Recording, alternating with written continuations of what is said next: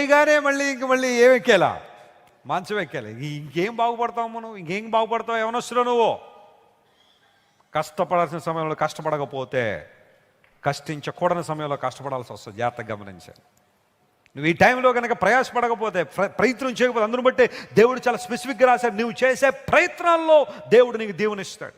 ప్రయత్నం చేయకుండా నువ్వు దీవెన పొందలేవు. ప్రయత్నం చేయి, దేవుని కోసం వాడబడు, గొప్ప కార్యాలు జరుగుతాయి.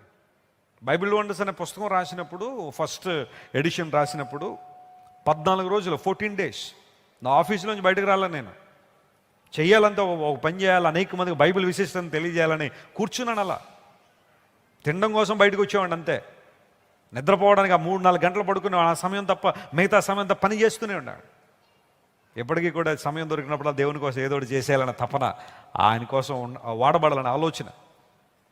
ప్రయాసపడదాం, ప్రయత్నం చేద్దాం, దేవుని జీవితంలో మేలు చేస్తాయి. కొంతమంది ప్రయత్నం చేయరు, పని చేయరు, పనిచేసి కొంచెం అభివృద్ధి చెందుతున్న వాళ్ళు ఏమంటారు తెలుసా?